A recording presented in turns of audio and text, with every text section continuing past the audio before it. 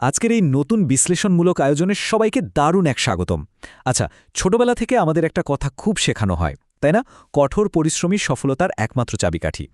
কিন্তু চারপাশের বাস্তবের দিকে একটু তাকালেই কিন্তু অন্য চিত্র চোখে পড়ে। দেখা যায় হাড় ভাঙা খাটুনি খাটা মানুষগুলোই বরং আর্থিক দিক থেকে সবচেয়ে বেশি সংগ্রাম করছেন। কেন এমন হয়? কারণ আধুনিক যুগে সম্পদ তৈরির মেকানিজম কেবল আর ঘাম ঝরানোর উপর নির্ভর করে না। আজকে আমরা অত্যন্ত এনার্জেটিক একটি আলোচনার মাধ্যমে এই বহুল প্রচলিত মিথটিকে একদম ভেঙে ফেলব। সিলিকন ভ্যালির প্রখ্যাত বিনিয়োগকারী নাভাল রুবিকান্তের দারুণ সব ধারণার উপর ভিত্তি করে আমরা জানব আধুনিক ক্রিয়েটর ইকোনমি বা কন্টেন্ট অর্থনীতির পেছনের আসল মেকানিজমটা আসলে কি। গতানুগতিক লিনিয়ার পরিশ্রমের শিকল ভেঙে কিভাবে স্কেলযোগ্য সম্পদের অধিকারী হওয়া যায়, চলুন আজ সেই রহস্যই উন্মোচন করি। আমাদের আজকের আলোচনার রোডম্যাপটা একটু এক নজরে দেখে নেওয়া যাক। প্রথমে থাকছে কঠোর পরিশ্রমের মিথ, এরপর নির্দিষ্ট জ্ঞান ও লিভারেজ, ডিজিটাল ক্রিয়েটর ইকোনমি এবং প্ল্যাটফর্ম অ্যালগোরিদম ডিকোডিং। এরপর আমরা এই বৈশ্বিক ধারণাগুলোকে সরাসরি মেলাবো বাংলাদেশের কন্টেন্ট ইকোসিস্টেমের সাথে। আর একদম শেষে থাকছে কিভাবে টেকসই সম্পদ তৈরি করা যায় তার রূপরেখা। পর্ব ১, কঠোর পরিশ্রমের মিথ। সমাজে একটি খুব সাধারণ হতাশার জায়গা হল দিনের পর দিন এত কঠোর শারীরিক পরিশ্রম করার পরও মানুষ কেন আর্থিক মুক্তি অর্জন করতে পারে না। এর একদম সোজা উত্তর লুকিয়ে আছে হিউম্যান ক্যাপিটাল এবং সোশ্যাল ক্যাপিটালের মধ্যকার পার্থক্যের মাঝে। প্রথাগতভাবে ভাবা হয় ব্যক্তিগত দক্ষতাই সব, কিন্তু বাস্তবে নেটওয়ার্ক বৈষম্য এখানে গেম চেঞ্জার হিসেবে কাজ করে। ধরুন দুজন মানুষ ঠিক সমান পরিশ্রম করছেন, কিন্তু একজনের কাছে ইন্ডাস্ট্রির বড় বড় নীতি নির্ধারকদের ডিরেক্ট কন্ট্যাক্ট আছে। এখানে হিউম্যান ক্যাপিটালের প্রবৃদ্ধি লিনিয়ার বা রৈখিক, যা কেবলই সময়ের সাথে আটকে থাকে। অন্যদিকে সোশ্যাল ক্যাপিটাল বা মূল্যবান নেটওয়ার্ক এনে দেয় এক্সপোনেনশিয়াল বা সূচকীয় প্রবৃদ্ধি। সমাজবিজ্ঞানী জেমস কোলম্যান যেমনটা বলেছেন, আমাদের পরিচিতির পরিধি নির্ধারণ করে দেয় আমাদের জ্ঞানের সীমানা এবং সেই জ্ঞানকে টাকায় রূপান্তর করার ক্ষমতা। পর্ব ২, নির্দিষ্ট জ্ঞান এবং লিভারেজ। এই লিনিয়ার আয়ের ফাঁদ থেকে বের হতে হলে আধুনিক লেভারেজ বা সুবিধা আদায়ের টুলগুলো সম্পর্কে গভীর ধারণা থাকাটা একেবারে মাস্ট।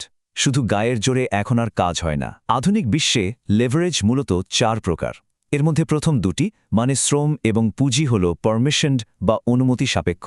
মানে হল কাজ করানোর জন্য অন্য মানুষকে রাজি করাতে হবে অথবা লোন নেওয়ার জন্য ব্যাংকের কাছে ধর্ণা দিতে হবে।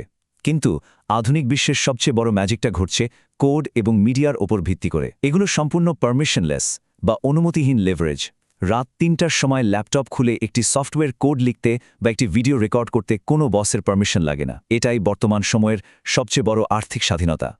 স্ক্রিনে এখন আমরা নভল রাভিকান্তের ওয়েলথ ইকুয়েশন বা সম্পদ সৃষ্টির সমীকরণটি দেখতে পাচ্ছি, যা আধুনিক অর্থনীতির আসলেই এক মাস্টারপিস। সম্পদ সমান স্বতন্ত্র জ্ঞান গুণ লিভারেজ গুণ সঠিক সিদ্ধান্ত গুণ দায়বদ্ধতা। টাইম ফর মানি লুপ থেকে নিজেকে বের করে এনে যখন স্বতন্ত্র জ্ঞানের সাথে এই লিভারেজকে যুক্ত করা হয়, ঠিক তখনই সম্পদ তৈরির আসল ইঞ্জিনটা গর্জে ওঠে। এই স্বতন্ত্র জ্ঞান বা স্পেসিফিক নলেজ জিনিসটা কি? এটা হলো এমন কিছু যা স্কুল কলেজের সিলেবাস ধরে শেখানো যায় না, ট্রেনিং দিয়ে মাথায় ঢোকানো যায় না, এবং যাকে এআই বা আর্টিফিশিয়াল ইন্টেলিজেন্স দিয়ে হুট করে রিপ্লেস করা সম্ভব নয়। আর সম্পদ মূলত সেটাই যা আমরা ঘুমিয়ে থাকলেও আমাদের জন্য নিরলসভাবে আয় তৈরি করতে থাকে। এখন একটা প্রশ্ন আসা খুব স্বাভাবিক, অত্যন্ত মেধাবী মানুষরা কেন প্রায়শই অর্থনৈতিকভাবে পিছিয়ে পড়েন? উত্তরটা লুকিয়ে আছে আমাদের নিজেদেরই মনস্তাত্ত্বিক কাঠামোতে। প্রথাগত পড়াশোনা আমাদের ভুল করতে নিরুৎসাহিত করে। ফলে হয় কি, মেধাবীরা লস অ্যাভার্শন বা লোকসানের ভয়ে একদম সেফ ক্যারিয়ারে আটকে থাকেন। এর পাশাপাশি আছে অ্যানালাইসিস প্যারালাইসিস। এটা খুবই কমন। অনেকেই দামি গিয়ার কেনেন, সুন্দর ডোমেইন নেম নেন, কিন্তু পারফেক্ট করার চিন্তায় কখনো কাজ শুরু করার ওই রেকর্ড বোতামটিই চাপতে পারেন না। এই ওভার থিঙ্কিং বা অতিরিক্ত চিন্তাই হলো নতুন উদ্যোগের সবচেয়ে বড় শত্রু। এই মানসিক ব্লকগুলোর কারণেই বুদ্ধিমান মানুষরা অনেক সময় গতানুগতিক পেশায় আটকে পড়েন। পর্ব ৩, ডিজিটাল ক্রিয়েটর ইকোনমি। এই মনস্তাত্ত্বিক বাধাগুলো টপকে যারা সামনে এগিয়ে যান, তাদের জন্যই অপেক্ষা করছে ডিজিটাল ক্রিয়েটর ইকোনমি। এটি হলো অনুমতিহীন মিডিয়া লেভারেজের একদম চূড়ান্ত রূপ। জানেন কি, ২০২৪ সাল নাগাদ বৈশ্বিক ক্রিয়েটর ইকোনমির বাজার মূল্য প্রায় $১৭.৪ বিলিয়ন ছাড়িয়ে গেছে। এখানে সবচেয়ে ইন্টারেস্টিং ডেটা হলো এর মাঝে ৬৪.১% ক্রিয়েটরই হলেন অপেশাদার, যারা জাস্ট শখ থেকে কাজ শুরু করেছিলেন। এই রেটটা এত বেশি কেন? কারণ দর্শকরা এখন আর ওই হাই বাজেট মেকআপ করা স্টুডিও প্রোডাকশন খুব একটা দেখতে চায় না।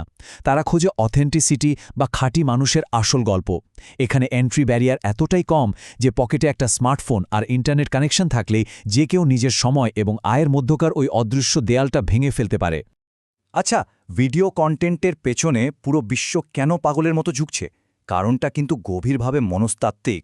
শুনলে অবাক হবেন মানুষের মস্তিষ্ক টেক্সট বা লেখার চেয়ে ভিজুয়াল তথ্য বা ভিডিও অবিশ্বাস্যভাবে 60,000 গুণ বেশি দ্রুত প্রসেস করতে পারে 60,000 টাইমস। মানুষ যা পড়ে তার মাত্র 10% মনে রাখতে পারে, কিন্তু ভিডিওর মাধ্যমে পাওয়া তথ্যের 95%ই ব্রেনে সেভ হয়ে যায়। এই অভাবনীয় সাইকোলজিক্যাল পাওয়ারের কারণেই ভিডিও কন্টেন্ট মানুষের মস্তিষ্কে সবচেয়ে দীর্ঘস্থায়ী প্রভাব ফেলে, আর ঠিক এই কারণেই ব্র্যান্ডগুলো এর পেছনে এত কারি টাকা ঢালে। পর্ব 4 প্ল্যাটফর্ম অ্যালগোরিদম ডিকোডিং। তবে দেখুন, শুধু একটা ভিডিও বানিয়ে ছেড়ে দিলেই তো আর ম্যাজিক হয়ে যাবে না। ডিজিটাল প্ল্যাটফর্মগুলো কিভাবে এই মিডিয়া লিভারেজকে ডিস্ট্রিবিউট করে তার টেকনিক্যাল মেকানিজম বোঝাও সমান জরুরি।